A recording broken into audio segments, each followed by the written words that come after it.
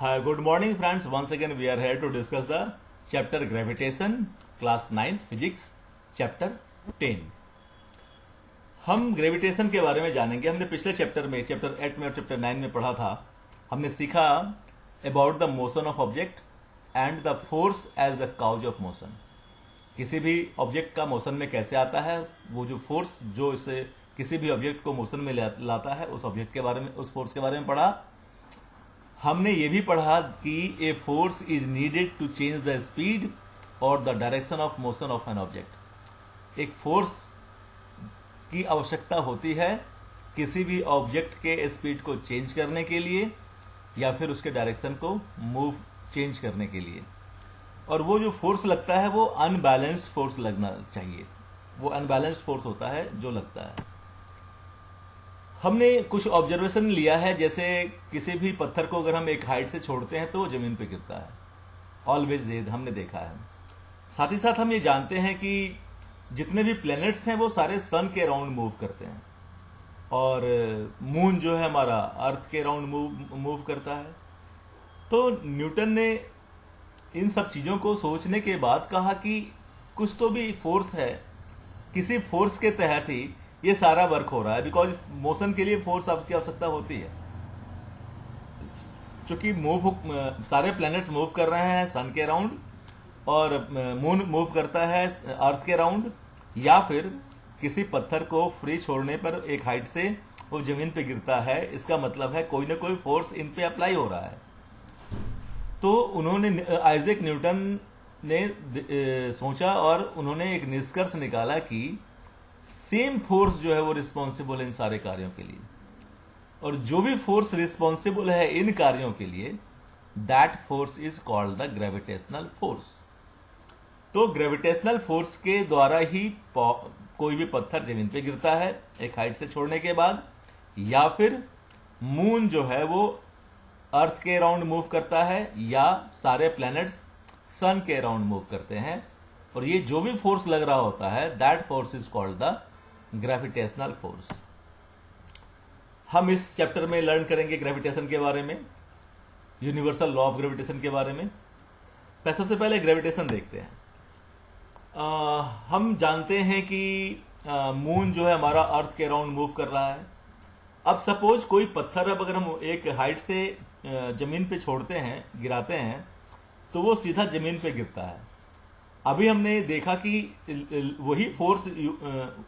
वही फोर्स काम कर रहा है मून पे भी, अर्थ का.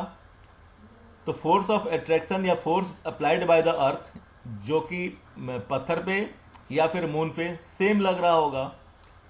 तो जब अगर पत्थर जमीन पे गिरता है तो मून भी आखिर जमीन पे क्यों नहीं गिरता? अर्थ कैन अट्रैक्ट, अगर if the earth can attract an apple, can it not attract the moon? क्योंकि फोर्स दोनों के केस में सेम लग रहा है. He urge that at each point of its orbit the moon falls toward the earth instead of going off in a straight line, so it must be attracted by the earth, but we do not really see the moon falling towards the earth. अर्थ पे एक force तो लग रहा है जिस force के तहत वो अर्थ के अराउंड मूव कर रहा है, लेकिन वो जमीन पे नहीं गिर रहा है. चलिए हम एक एक्टिविटी करते हैं. उस एक्टिविटी में देखते हैं कि हमने एक थ्रेड लिया, उस थ्रेड के एक किनारे पे हमने एक पत्थर बांधा और उस थ्रेड के दूसरे किनारे को हाथ से पकड़ करके हमने अपने चारों तरफ पत्थर को घुमाना शुरू किया, जैसा कि फिगर 10.1 में आप देख सकते हैं. A stone describing a circular path with A velocity of constant magnitude. तो ये हमने एक ऑब्जर्वेशन एक्टिविटी की. इस एक्टिविटी के बाद हम देखते हैं, हम कुछ नतीजे पर पहुंचते हैं और हम देखते हैं कि जब हम जो थ्रेड को छोड़ देते हैं घुमाने के बाद पत्थर को, तो ये पत्थर जो है वो अपने एक स्ट्रेट लाइन में चला जाता है. एक स्ट्रेट लाइन में पत्थर का मोशन जो है वो स्ट्रेट लाइन में एक साइड चला जाता है. अब हम पत्थर के मोशन के बारे में बात करें तो पत्थर जो है हर पॉइंट पे, सर्कुलर पॉइंट पे, वो अपना वेलोसिटी चेंज कर रहा है. और चेंज जो वेलोसिटी कर रहा है, इसका मतलब change of velocity is nothing but the acceleration. So उसका एक्सेलरेशन चेंज हो रहा है।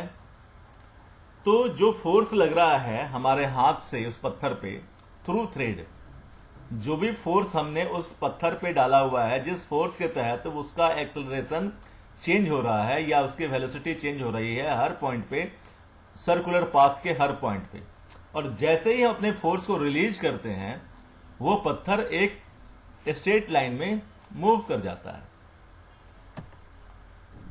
दिस फोर्स इज कॉल्ड, जो फोर्स हमने लगाया हुआ है पत्थर पे और पत्थर ने हमारे हाथ पे, पत्थर पे जो फोर्स लग रहा है उसका डायरेक्शन हमारे हाथ के तरफ है, मतलब जो सर्कुलर पाथ में मूव कर रहा है पत्थर उसके सेंटर की तरफ है। सो जो फोर्स पत्थर पे लग रहा है वो हमारे हाथ के ओर लग रहा है। इट मीन्स जो एक सर्किल के सेंटर की ओर लग रहा है। So this force is called the centripetal force या फिर सेंटर सीकिंग फोर्स। अब अगर हम ये फोर्स हटा देते हैं, छोड़ देते हैं, मान लिया हम थ्रेड को, तो क्या होता है, हमारा पत्थर एक स्ट्रेट लाइन में मूव कर जाता है। In the absence of force the stone flies of along a straight line. The straight line will be A tangent of the circular path. ये इंपॉर्टेंट है कि अगर हम छोड़ते हैं पत्थर को, थ्रेड को अगर हम रिलीज कर देते हैं घुमाने के बाद, तो पत्थर जिस लाइन से मूव करता है, एक स्ट्रेट लाइन में मूव कर जाता है, वो स्ट्रेट लाइन जो है वो एक टेंजेंट होता है सर्कुलर पाथ का। अब टेंजेंट क्या है, वंस अगेन, लाइक इस फिगर में एक सर्कल लिया हुआ है, सर्कल पे जो बी पॉइंट पे हमने रिलीज किया, तो हमारा जो टेंजेंट ए बी सी है वो सर्कल को बी पॉइंट पे टच कर रहा है। अगर हमारा क्लॉकवाइज मूव कर रहा है, पत्थर को हमने अगर क्लॉकवाइज मूव कराया है और हमने बी पॉइंट पे छोड़ा, तो पत्थर हमारा बी टू सी चला जाएगा।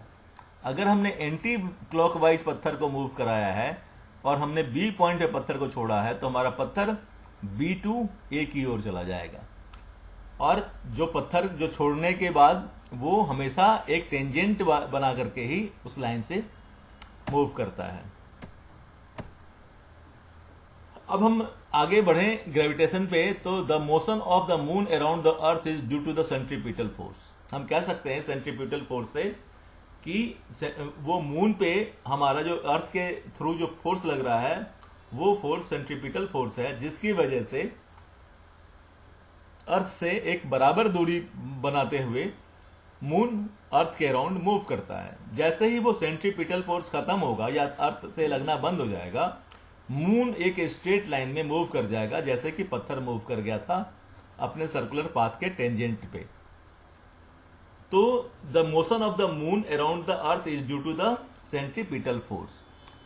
The centripetal force is provided by the force of the attraction of the earth. If there were no such force, the moon would pursue a uniform straight line motion. ये हम already discuss कर चुके हैं। हमने ये देखा है कि falling Apple is attracted towards the earth. अगर कोई एप्पल गिर रहा है तो वो अर्थ की ओर अट्रैक्ट हो रहा है। इसका मतलब ये है कि अर्थ भी अट्रैक्ट हो रहा होगा एप्पल की तरफ, लेकिन हमें नहीं दिखता।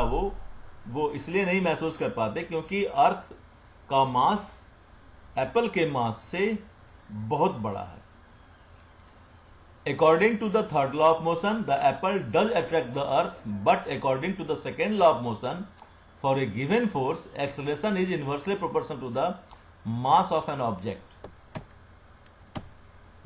That is, the mass of apple is negligibly small compared to that of the earth. अभी मैंने कहा कि जो एप्पल का मास होता है बहुत ही कम होता है as compared to the earth.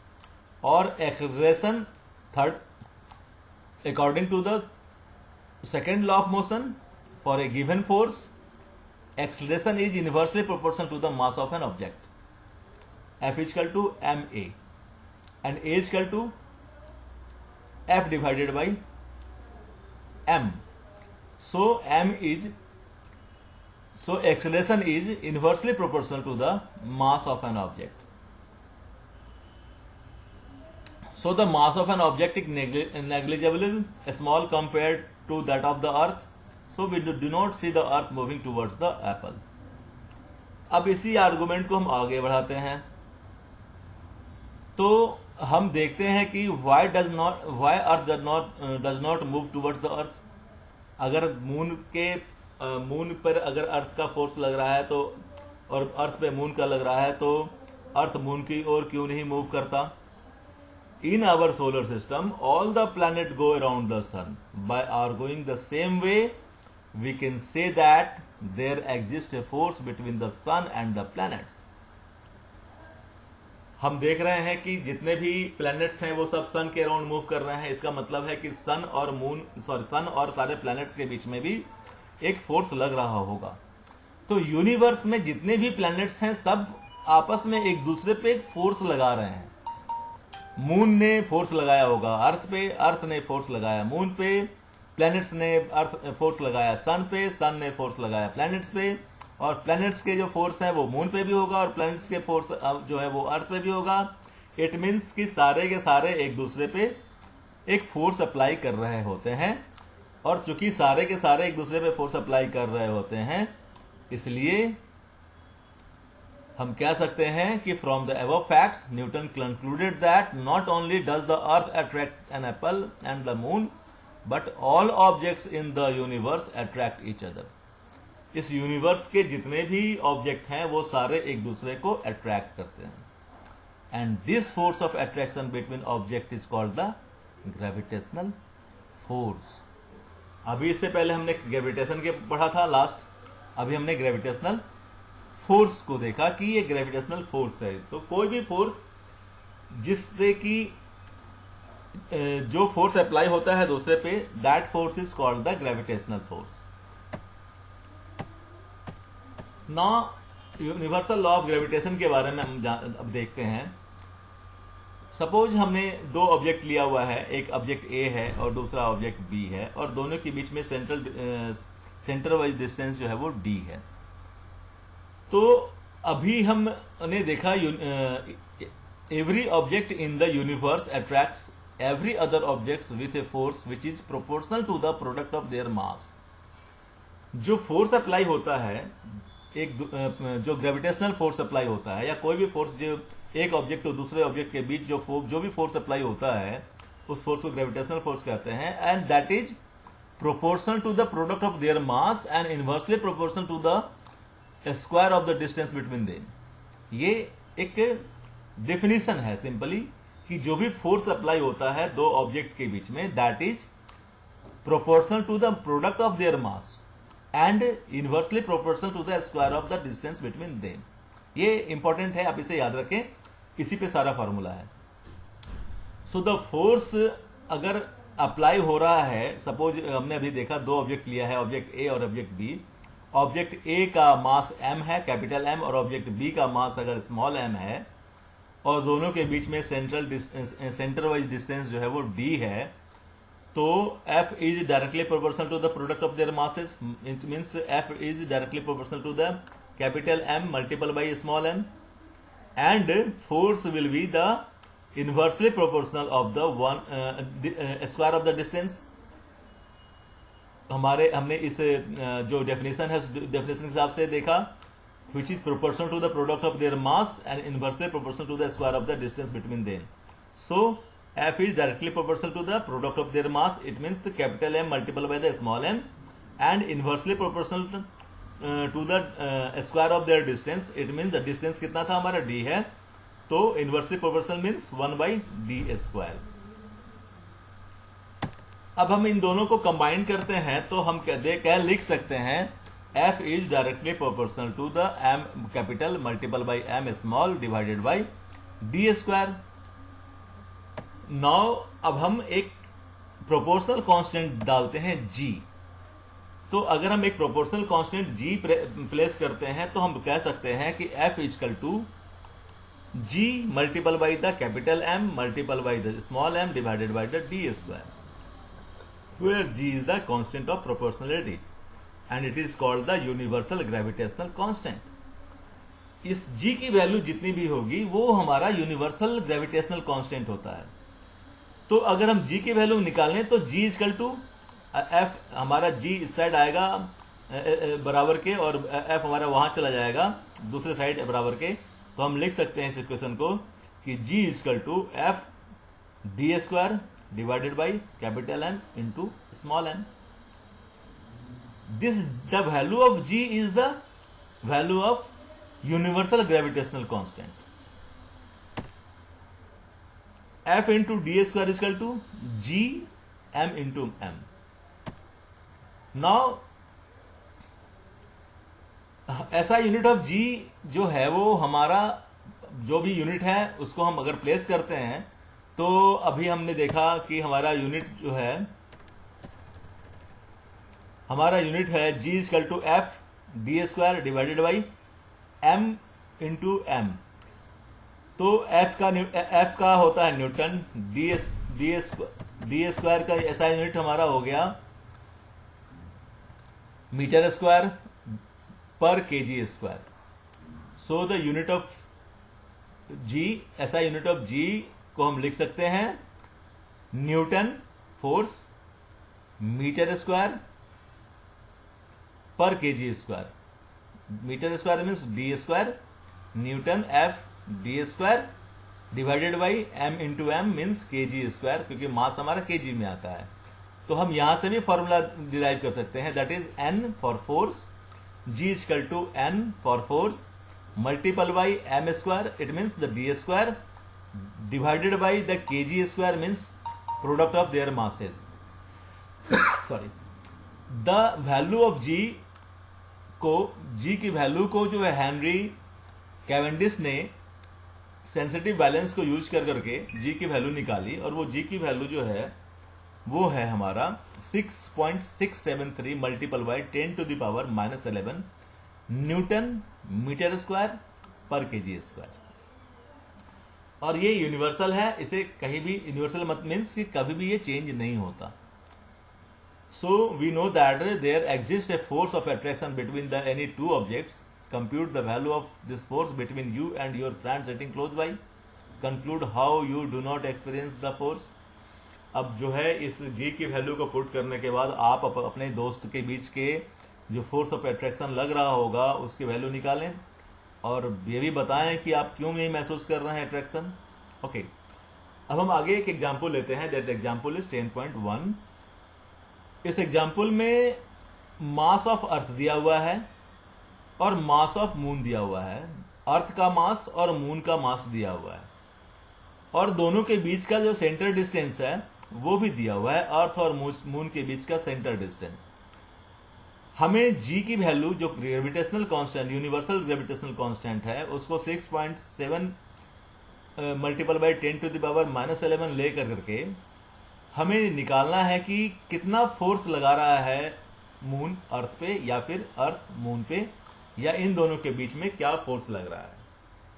हमारे पास mass of earth and mass of moon है और अर्थ और मून के बीच का डिस्टेंस जो सेंटर डिस्टेंस है वो भी दिया हुआ है. तो हमें फोर्स निकालना है कि कितना फोर्स लगेगा. सो वैल्यू हमें हमारे पास इक्वेशन पता है, F equal to G multiple by capital M multiple by small M divided by D square.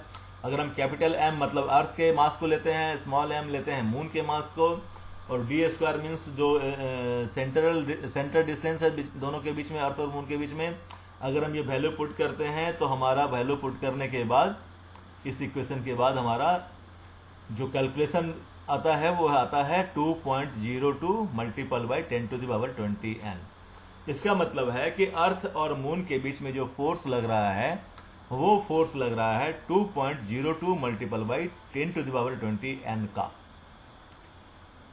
इस एग्जाम्पल में सिंपली अर्थ मून और उसके बीच का फोर्स निकालना था. अर्थ का मास दिया हुआ है, मून का मास दिया हुआ है, बीच का डिस्टेंस दिया हुआ है, और जी की वैल्यू हमें लेनी थी 6.7 multiple by 10 to the power -11 newton meter square पर केजी स्क्वायर. नाउ अब हम ना कुछ यूनिवर्सल ग्रेविटेशनल लॉ जो है इसको सीधा सीधा बताया जा सकता है कि the force that bind us to the earth, वो फोर्स है जो हमें अर्थ की ओर बांध के रखता है.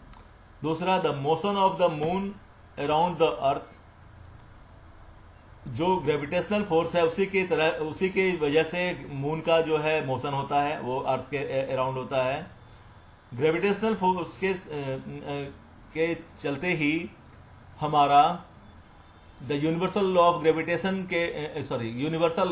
ग्रेविटेशन के वजह से ही मोशन ऑफ प्लैनेट्स होता है सन के अराउंड, और tides due to the moon and the sun, ये दोनों आपस में एक दूसरे से एक खास डिस्टेंस पे होते हैं। और इन सारे चीजों के लिए जो वजह है that is the universal law of gravitation के वजह से। Now free fall, what is free fall? Free fall क्या है? फ्री फॉल के बारे में जानते हैं। So let us try to understand the meaning of free fall by performing this activity. Take a stone, throw it upwards, it reaches a certain heights and then it starts falling down. हम एक पत्थर लेते हैं, उसे ऊपर उछालते हैं आसमान की ओर, वो एक सर्टेन हाइट तक जाता है और वहां से फिर नीचे गिरना स्टार्ट हो जाता है। We have learned that the earth attracts object towards it. Sorry. We have learned that the earth attracts object towards it. This is due to the gravitational force. Already हम learn कर चुके हैं। Whenever object fall towards the earth under the force alone, we say that the object are in free fall. It means free fall का मतलब यह है कि उस पे gravitational force जो है उसके अलावा कोई और फोर्स नहीं लग रहा। हम किसी और फोर्स को एज्यूम नहीं कर रहे, हम सिर्फ एक फोर्स को एज्यूम कर रहे हैं, वो फोर्स जो अर्थ के द्वारा उस ऑब्जेक्ट पे लग रहा है। सपोज अगर हम दूसरे अनबैलेंस्ड फोर्स को अगर हम काउंट करना शुरू करें तो वो क्या हो सकते हैं, जैसे तेज हवा चल रही हो या फिर रेसिस्टेंस हो हवा के वजह से, या कोई और फोर्स लग रहा हो उस पे, उस फोर्स को हम काउंट नहीं करेंगे यहाँ पे अगर हम फ्री फॉल की बात करते हैं। तो फ्री फॉल में सिर्फ gravitational force due to the earth के थ्रू जो भी ग्रेविटेशनल फोर्स लग रहा है उसी फोर्स की बात करेंगे, तभी हम कहेंगे कि वो ऑब्जेक्ट फ्री फॉल में है। Is there any change in the velocity of the falling objects? While falling there is no change in the direction of the motion. जब वो फ्री फॉल हो रहा होता है तो उसके डायरेक्शन में कोई चेंजेस नहीं होते मोशन के, but due to the earth attraction there will be a change in the magnitude of the velocity. Any change in the velocity involves acceleration. जो फोर्स लग रहा होता है उस फोर्स के तहत चलते उस पे एक कंटिन्यूअस वेलोसिटी चेंज हो रही होती है, उसकी वेलोसिटी इंक्रीज हो रही होती है। जैसे अगर पत्थर को नीचे से ऊपर फेंकते हैं तो जब हम फेंक रहे होते हैं उसकी वेलोसिटी काफी होती है, लेकिन वो जब पत्थर ऊपर जाकर के एक जगह रुकता है और वहां से फिर नीचे गिरता है, इट मीन्स जब वो पत्थर रुकता है तो वहां पे उसकी वेलोसिटी 0 हो जाती है। इसका मतलब है कि वेलोसिटी डिक्रीज हो रही है उसकी। जब हम पत्थर फेंकते हैं ऊपर तो वेलोसिटी पत्थर की धीरे धीरे डिक्रीज हो रही है, और फिर वहां से जब पत्थर नीचे गिरता है तो उसकी वेलोसिटी धीरे धीरे इंक्रीज हो रही है। और एनीथिंग अगर हम चेंज ऑफ वेलोसिटी की बात करते हैं इसका मतलब है कि एक्सेलरेशन है, because acceleration is nothing but the change of velocity. The rate of change of velocity is the acceleration. So whenever an object falls toward the earth, an acceleration is involved. जब भी कोई भी object जो है अर्थ की ओर गिरता है उसमें एक्सेलरेशन आता है, an acceleration is involved. This acceleration is due to the earth's gravitational force. ये जो एक्सेलरेशन आता है किसी भी ऑब्जेक्ट में वो सिर्फ अर्थ के ग्रेविटेशनल फोर्स के कारण ही आता है। तो हम कह सकते हैं This acceleration is called the acceleration due to the gravitational force.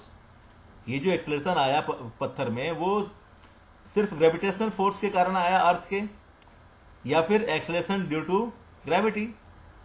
इसको बोल सकते हैं this is the acceleration due to gravity. It is denoted by the G. The unit of G is the same as the acceleration, that is the meter पर second square. So जब हम g की value g लिखेंगे small g, it means the acceleration but due to the gravity. Like earth के force के gravitational force के कारण जो भी एक्सेलरेशन होता है उस एक्सेलरेशन को हम g से डिनोट करते हैं, और इसका भी SI यूनिट वही होगा जो हमारा एक्सीलरेशन का होता है, दैट इज मीटर पर सेकेंड स्क्वायर। नाउ अब हम जानते हैं कि from the second law of motion that the force is the product of mass and acceleration, जो हमने अभी पढ़ा थोड़ी देर पहले। Force is the product of the mass and acceleration, F equal to ma, और एक्सेलरेशन यहाँ पे a और g दोनों सेम है। सो हम लिख सकते हैं F equal to mg, F equal to ma, या फिर हम लिख सकते हैं F equal to mg, g equal to acceleration. But यहाँ पे g जो है वो acceleration due to the gravity है, इसलिए हम लिखते हैं यहाँ पर F इक्वल टू mg। तो हमारे पास जो अभी इक्वेशन था that is the F equal to capital G multiple by capital M multiple by small m divided by D square. यहाँ पे कैपिटल G जो है हमारा that is the universal constant of gravitation है, और हमारा स्मॉल g जो है वो हमारा एक्सेलरेशन ड्यू टू ग्रेविटी है। इन दोनों g में ये डिफरेंस है। Capital G is the universal constant of gravitation and a small g is the gravitational acceleration due to the gravity. So हम लिख सकते हैं F equal to mg, so F equal to F के बदले mg equal to capital G multiple by capital M multiple by small m divided by D square, या फिर small g, ये capital M और ये सॉरी स्मॉल m दोनों side cancel हो गया। अब दोनों साइड अगर स्मॉल m कैंसिल हो जा रहा है, इसका मतलब हो गया कि G equal to capital G multiple by capital M divided by D square. ये बहुत इंपॉर्टेंट है इक्वेशन। इस इक्वेशन से हम कुछ और भी डिस्कशन कर सकते हैं, जैसे acceleration due to the gravity is the small g, capital G जो है वो हमारा कांस्टेंट है, capital M like the mass of the earth, and distance that is the D square. अगर सपोज करें हम कोई पत्थर 5 kg का हम एक 14वें फ्लोर की हाइट से ड्रॉप करते हैं, फ्री फॉल में करते हैं, डालते हैं, तो और दूसरा पत्थर हम 10 kg का लेते हैं, एक 5 kg का लेते हैं और एक हम 10 kg का लेते हैं।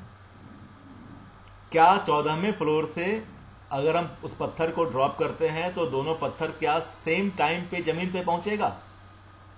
बिल्कुल पहुंचेगा, बिकॉज जो एक्सेलरेशन है वो दोनों में सेम है। बिकॉज जो एक्सेलरेशन मतलब स्मॉल जी की वैल्यू जो है वो स्मॉल एम पे डिपेंड नहीं करते, बिकॉज स्मॉल एम यहां पे है नहीं इस इक्वेशन में। अब चूंकि इस इक्वेशन में स्मॉल एम नहीं है, तो स्मॉल एम क्या था यहां, अगर हम इसकी बात करें M G equal to capital G multiple by capital M multiple by small m divided by D square. यहां पे स्मॉल m जो है this is the mass of an object, और g इक्वल टू एक्सेलरेशन, तो यहां पे small m cancel हो जाता है दोनों साइड से, तो हमारे पास जो इक्वेशन बनता है उसमें gravitational acceleration due to the gravity that is small g, ये डिपेंड नहीं करता स्मॉल m पे, मतलब मास ऑफ द ऑब्जेक्ट पे। जब ये डिपेंड नहीं करता उस पे, तो हमारा मास हम कोई भी ऑब्जेक्ट लें, 5 kg का लें, 10 kg का लें, 20 kg का लें, उसे अगर हम एक बराबर हाइट से फ्री फॉल पे करेंगे, जमीन पे गिराएंगे, तो वो जमीन पे बराबर टाइम पे पहुंचेगा।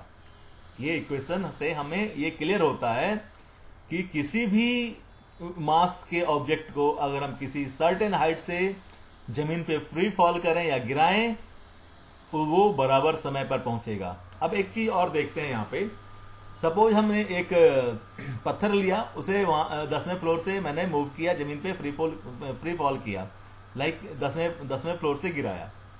साथ ही साथ हमने एक पेपर का टुकड़ा लिया और पेपर के टुकड़े को हमने फ्री फ्लो किया 10वें फ्लोर से। क्या पेपर का टुकड़ा भी उतने ही समय पर पहुंचेगा जमीन पर जितने समय पर पत्थर पहुंचेगा? नहीं, पत्थर सबसे पहले पहुंचेगा और पेपर का टुकड़ा बाद में पहुंचेगा।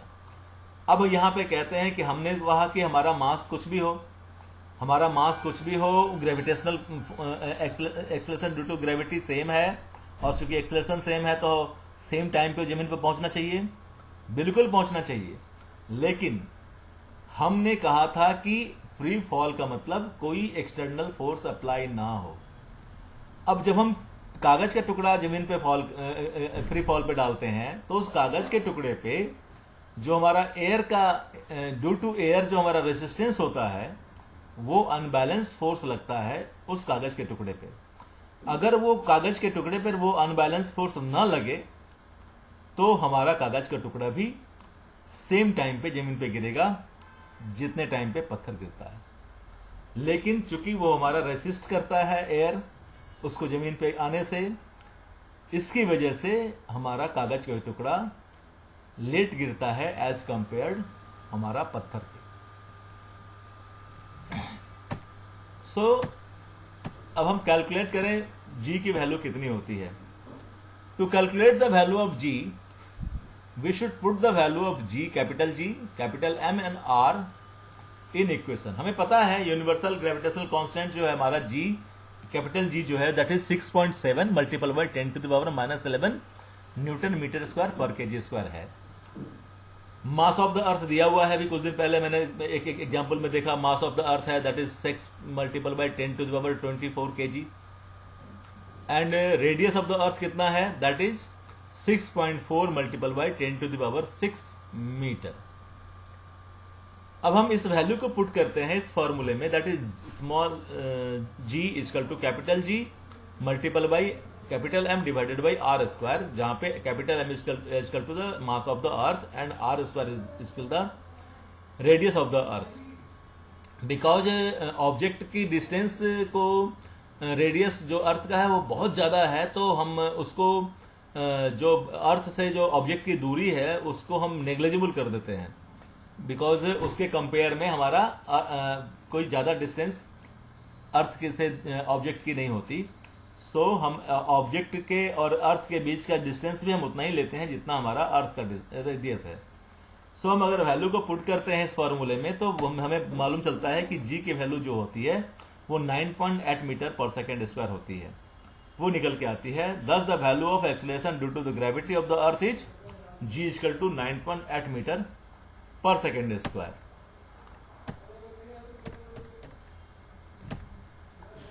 ये कुछ एक्टिविटी है, आप इस एक्टिविटी को करें और इस एक्टिविटी को करने के बाद अगर कोई प्रॉब्लम आती है या फिर कुछ भी ऐसा है तो हमारे कमेंट बॉक्स में डालें, हम आपको बताएंगे कि ये कैसे होता है।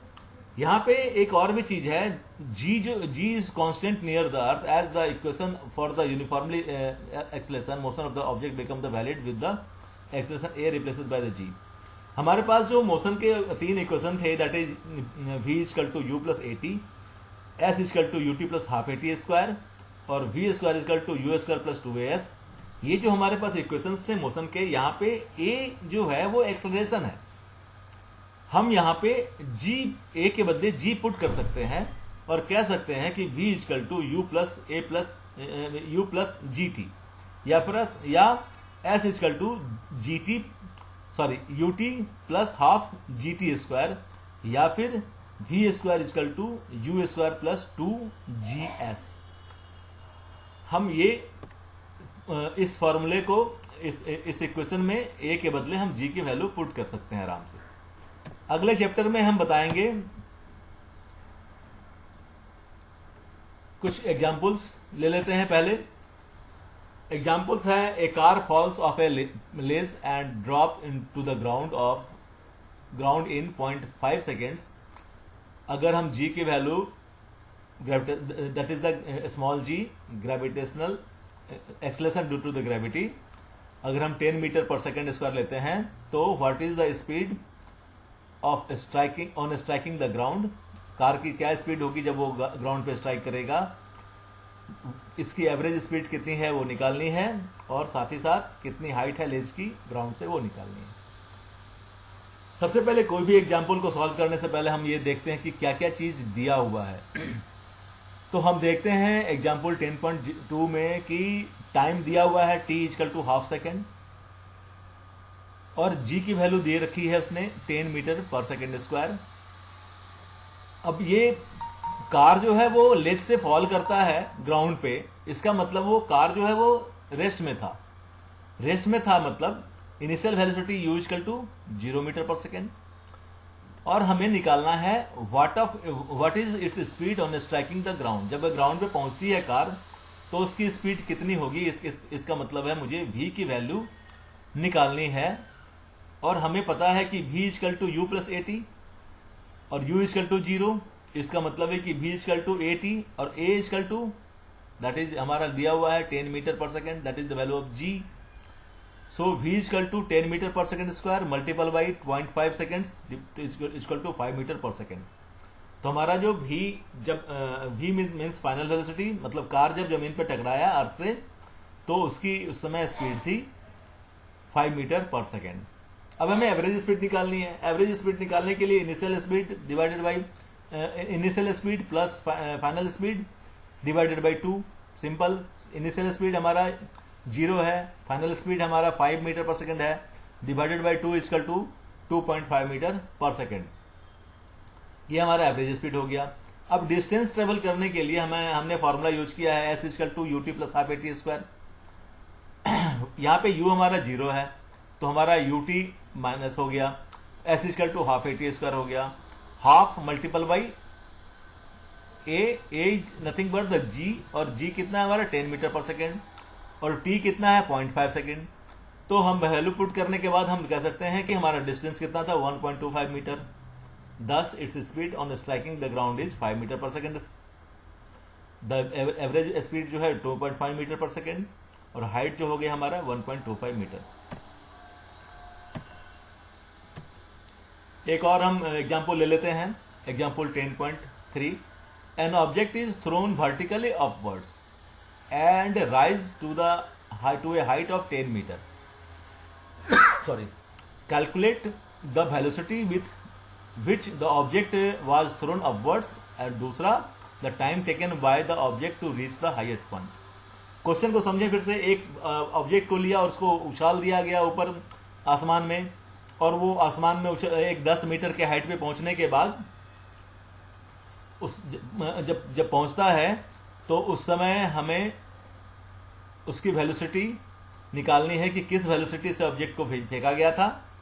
दूसरा, time taken by the object to reach the highest point, कितना समय लग गया उसको वहां पहुंचने में।